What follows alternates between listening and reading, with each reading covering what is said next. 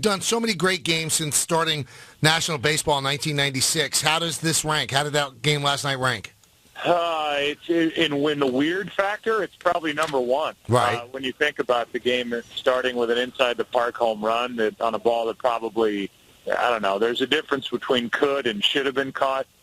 I would even think it's in the category of should have been caught, but it goes as an inside-the-park home run. Then we have a power outage in the truck. As it transmitter blows or the generator goes down, whatever happened, and then we're switching booths, and then you come back, and little did we know we had 3 more hours to broadcast. And, you know as well as I do, you go into any game, it doesn't matter the day of the year, but to go into Game 1 of the World Series and have it come down to Bartolo Colon and Chris Young pitching lights out with all the guys they have, I mean, it's just you just can't believe sometimes what's going on in front of your eyes. Then, as you said, the power outage, and then you had to go in and hop on the international feed with Matt Vasgersian calling it. I mean, tell us. It was awful. It was so awkward. I walked in and I said I texted Matt and John Smoltz. I said, you guys should have just locked the doors. Other than my mom, nobody would have cared. You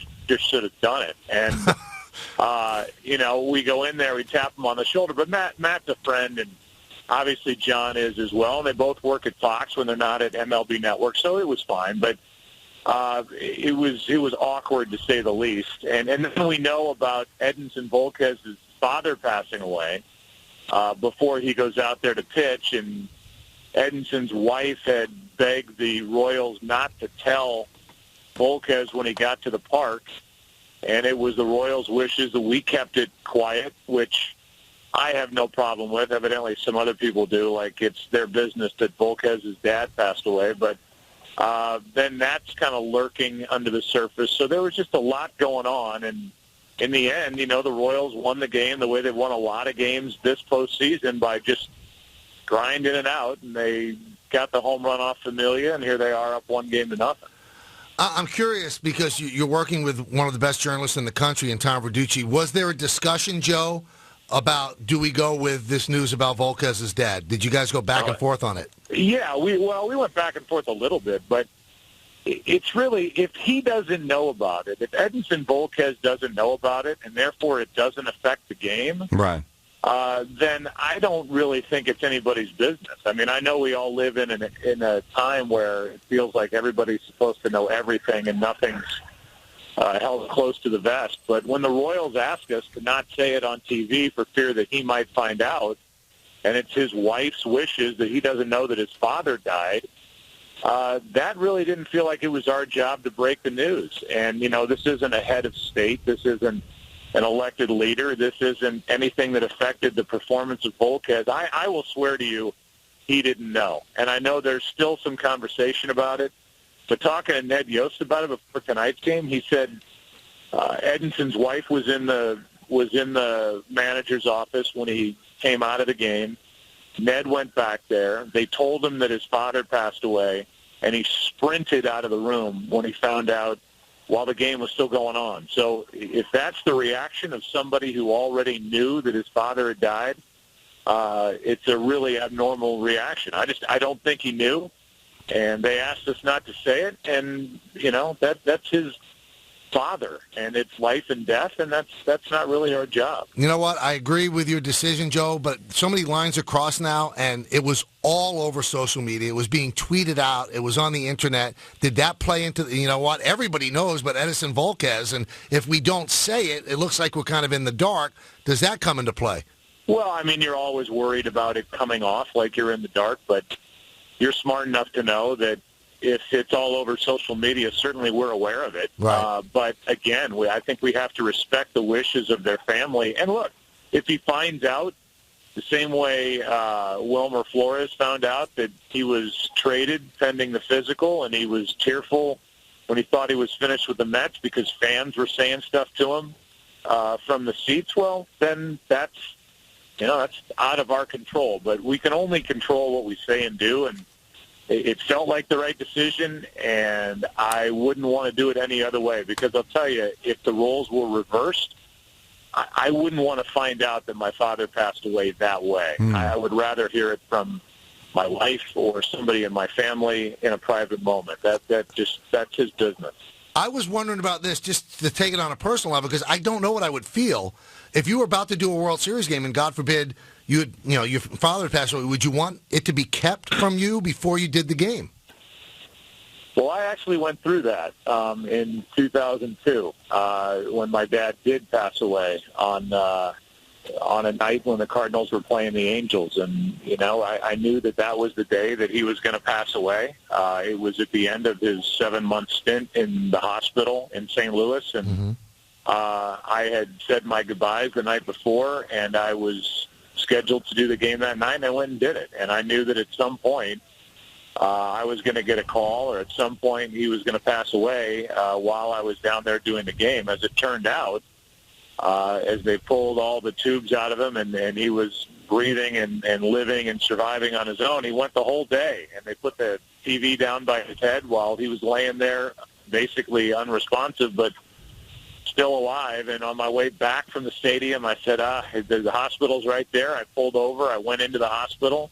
I said goodbye again and whispered some things into his ear. And 5 minutes later, he passed away. So I kind of feel like he was waiting for me to come say goodbye. But I was fully aware that at any point that was going to be the news, and I knew that my dad would want me to do the game. That was my job. And I think the same holds true for Volquez last night as it did with Chris Young earlier in the year for Kansas City. His dad died on a Saturday night, and he pitched a Sunday game when the Royals needed him to, and pitched lights out because he knew that's what his dad would want him to do. I think there's part of that in there as well. It's so strange because you don't know how it's going to affect the team. We're talking to Joe Buck from Fox Sports, and covering the Rangers. Remember a couple of years ago, Martin St. Louis' mom passed away suddenly, and it seemed to rally the team around. It became a rallying cry. They come back from 3-1 down. They beat Pittsburgh. They go to the Stanley Cup final. And do you get any sense at all of how this affected the rest of the team to see a teammate go through this? Yeah, I mean, they've been through it 3 times now. They went through it with Chris Young. They went through it with Mike Moustakas in August when his mother passing away. And now they have it in the postseason with Edinson Volquez. Ned Yost said today, I've never been through a season where, one guy had something like this happen, let alone 3 over the last few months. So, I think there's that. But I don't know that any team needs more motivation at this point in the year. I will say that the 3 starters that the Royals have are all from the Dominican Republic, and they're all very close. Volquez, tonight's starter Cueto and Ventura for Game 3, and I think they've all pushed each other. I can see Cueto tonight getting a little more amped up, trying to, pitch a good one for his friend, but it shouldn't take that. I mean, these guys know what's on the line, and I think, he's away from the team now, and I don't know that it's going to factor into tonight's game at all. Joe, I'm just wondering, when you came into the booth and you took over the international broadcast, does that come from way up top? I'm not saying Rupert, but, I mean, does somebody tell you have to go in there, and do you look at him and go, really? I mean, how does that play out? Yeah, that's exactly what happened. Well, first of all the power went out. Right. And the real part was they stopped the game for a moment because neither team had a video feed, and then, God forbid, we have a game without replay. So that stopped the game for a moment, even though we played for over 100 years without it. And that was good. That bought us a little time. And then they started back up. And then you realize, as far as the United States is concerned, I know the international feed was on, but in Omaha, you couldn't watch the game. In a bar a block from here, you couldn't watch the game. You could watch it in Guam, probably, because it was on the international feed. But at one point there, this World Series Game 1 was going on, and the only people that were seeing it in the United States were in the ballpark. So it was just weird. And then, I said, well, why don't we just let Matt and John do the game, and when it comes back, it comes back. And our producer, Pete Manchester, said, I've been told by our boss to tell you to go over there and do it. So when my boss says to do it, that's what I go do, even though it was awkward. So Matt and John, I mean, they hate you. Let's be honest. They hate me. They hate me. I already saw them today, and they ignored you. Away. And you can add them to all the Mets fans who think I hate the Mets and all the Royals fans who think I hate the Royals. It's funny because I'm getting a lot of tweets as you're on. Why are you interviewing Joe Buck? He hates New York. And I laugh when people say that. I've heard, you've told me you love New York. I covered this before. But, yeah, of all the places in the United States, where do you think I want to go cover a game? New York? Yeah, that seems like a pretty good place to be. So that's never been in my thinking. But, again, when baseball, and it's a baseball thing, when baseball fans hear their hometown guys all year and then somebody pops up from a national side and they're doing it for both teams, that's not what fans are used to hearing. And they're like, well, this guy hates my team. And that's just not the case. But it's a game you can't win, so you just forget about it. Yeah, and Gary Cohen hates you, too. Yeah, I know. Well, that's right. That's all right. I hate him. It's the whole thing. It's just ridiculous. Hate is a word that gets thrown around a lot. It's amazing. Well, sports hate's different than actual hate. At least it's supposed to be. Don has a theory about that. No, I would say that. I mean, I think when I run into people, personally, I think it's more perception. You don't like the team, but it's not like an I hate you. It's an I hate the perception that you don't like my team. At least that's what I tell myself. Now, last night, you guys kind of stumbled on something when you were showing the injured hand of Perez after he took a foul tip, that his shin guard had some pine tar on it, and I was just wondering if anything came of that. Is that something that maybe you'll look into as the season goes on? We looked into it tonight, and Harold talked to him about it before tonight's game. I'm waiting for Harold to come up here and hear it, but it's something that he's going to talk about here early. So it's funny, I think back to 2006 and Kenny Rogers pitching against the Cardinals in Game 2 of that World Series with a pine tar smudge right in the meat part of his hand. And, I mean, they were mad. The Tigers were because we talked about it, but it was there in everybody's living room in high def. And hitters, I don't think, care. It's done on both sides when it's cold. It's going to be cold tonight, by the way. It's going to get down into the upper 30s, and it's windy. Wow.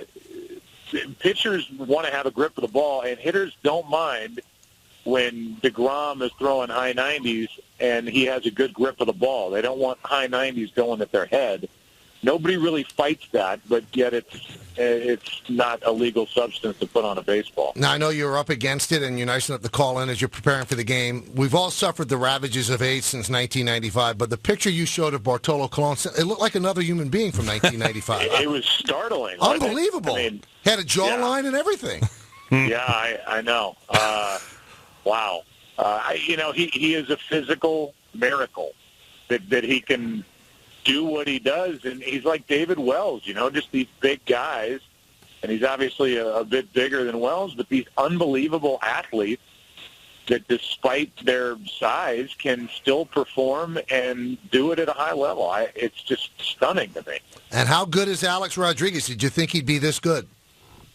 I knew that because he's such a perfectionist, which I think sometimes works against him, I knew that he'd work at it, and that's what I love. I mean, he's been talking to me about broadcasting. He's talking, doing his homework on the baseball stuff. He studies it, and I'm proud of him. I think he's done a great job. I'm glad he's here, and he's been a nice addition. Plus, anybody right out of the game, it's good to have somebody on the air that just faced all of these pitchers that were, throwing rose petals at it. It's a big deal for us.